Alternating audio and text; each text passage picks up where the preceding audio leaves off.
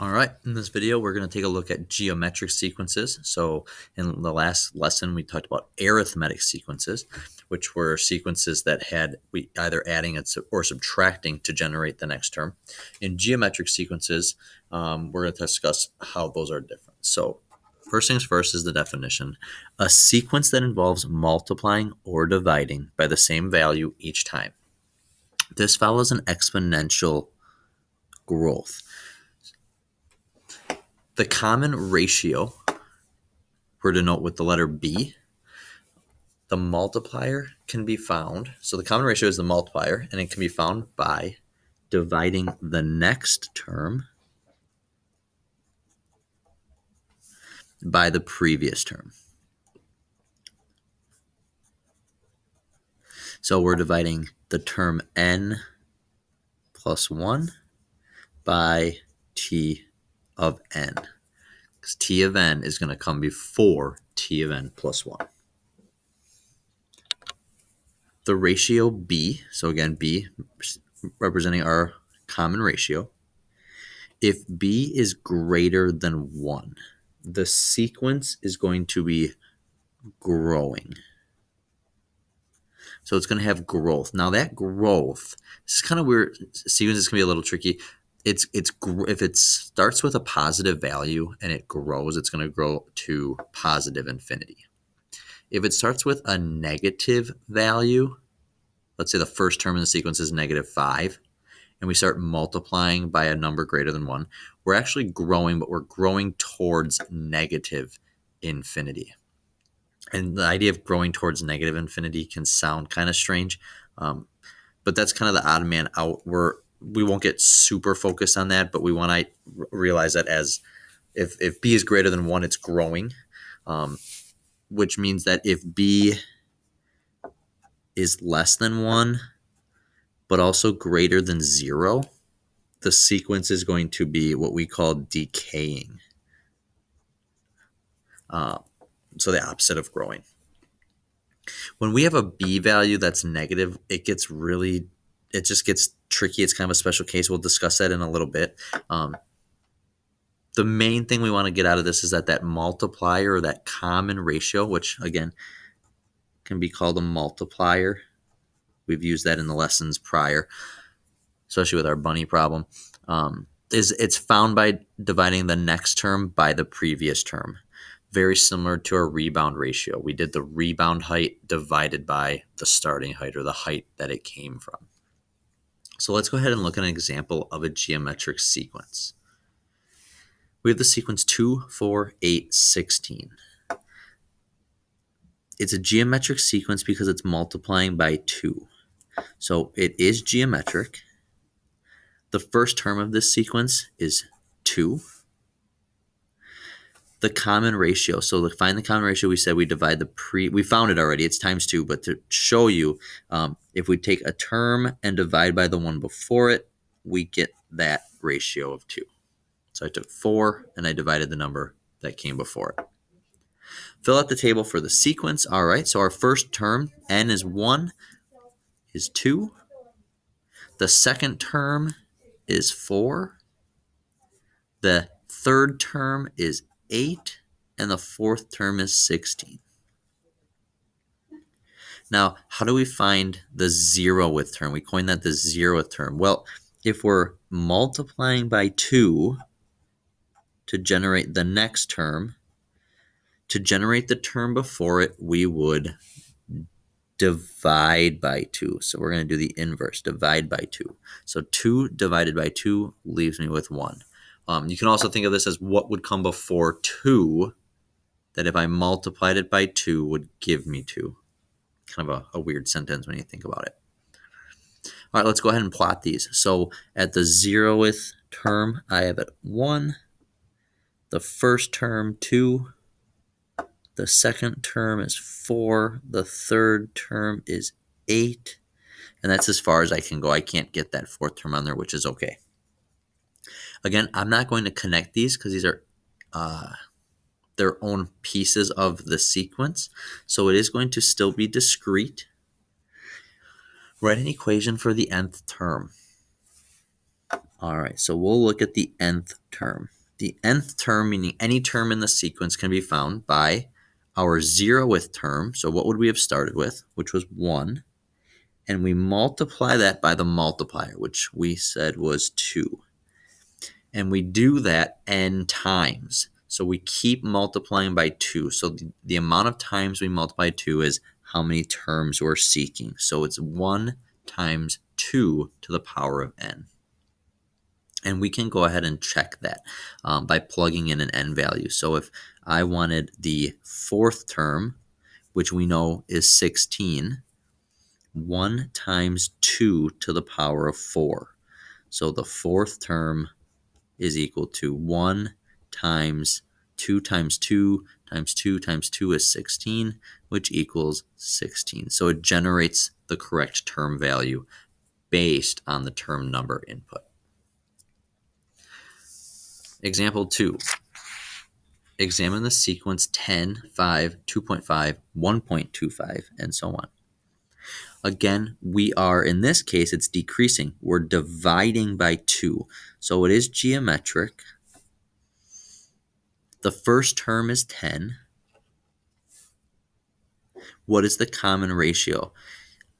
We can't say the common ratio is divide by 2 because it's generated by multiplying.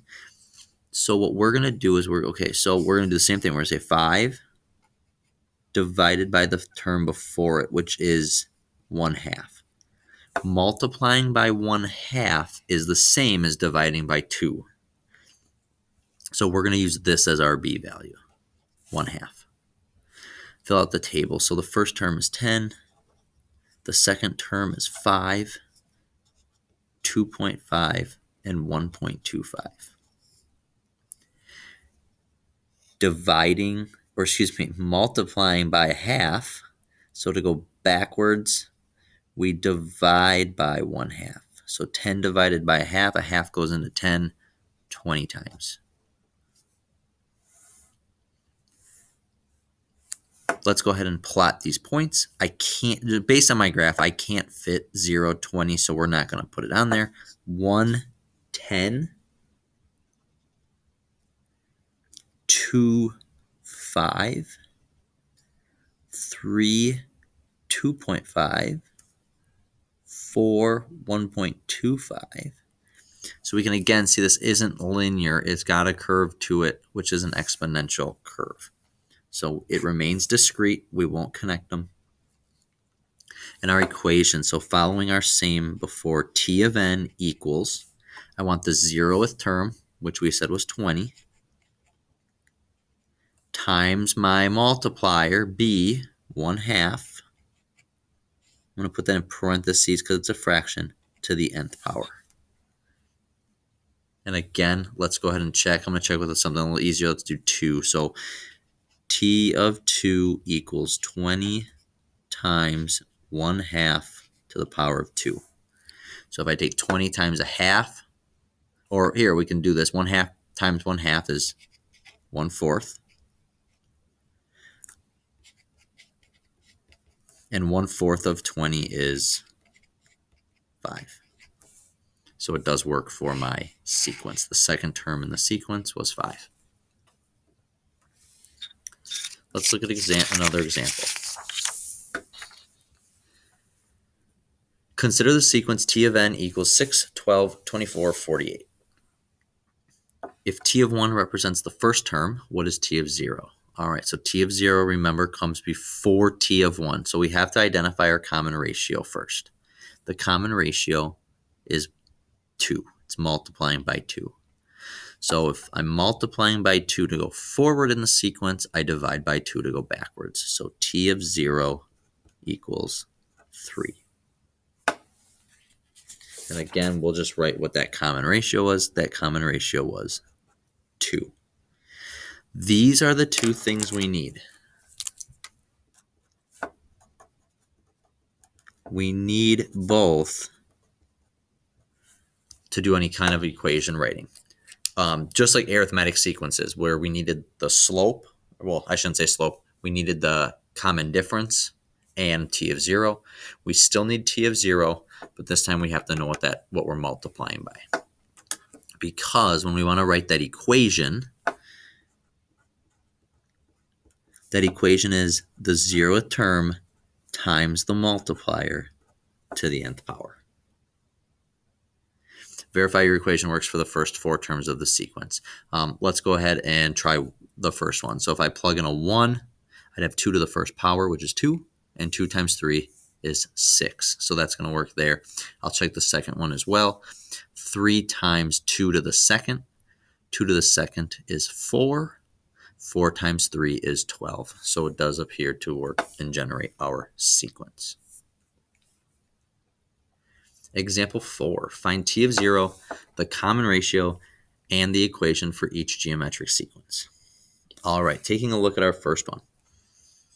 What is happening to generate each term? So I can clearly see it's multiplying by 10. So I can say b equals 10. T of 0, so if I'm multiplying by 10 to move forward, I have to divide by 10 to find the term before it. So I'm going to do 2 divided by 10. I can simplify that to 1/5. So 1/5 is my multiplier. T of 0, b, I can write my equation. T of n equals my t of 0, which is 1/5, times my multiplier of 10 to the nth power. B is our unique special case I said I would mention before. If we look here, let's go ahead and find our b value. So I'm going to take 12 divided by -4. 12 divided by -4 is -3. So -3 is our multiplier. When we have a negative multiplier, you'll notice this is called an alternating sequence. It goes from negative to positive to negative to positive to negative and positive. So it's kind of bouncing around. Just kind of that special case, that odd man out. We would follow the same thing. So t of 0 equals multiplying by -3 forward, backwards we'll divide by -3. So we'll do -4 divided by -3, which is just 4 divided by 3, because those negatives will cancel each other out. Our equation, t of n equals 4/3 times -3 to the nth power. And C, multiplier. I'm dividing by 10 here. Dividing by 10 is the same as multiplying by 1/10. If you had trouble making that conversion, if we did what we would do before, 10 divided by 100, 10 divided by 100 simplifies to 1/10. Our t of 0, so if I'm multiplying by 1/10 or dividing by 10, I have to multiply by 10 to go reverse. So our 1,000 would be our 0th term. And our equation, t of n equals 1,000 times 1/10 to the power of n. And in our next video, we'll look at just notes on how to write an explicit equation, which we've been doing. These are all explicit equations. Recursive equation, which is used to find the next term, with some examples on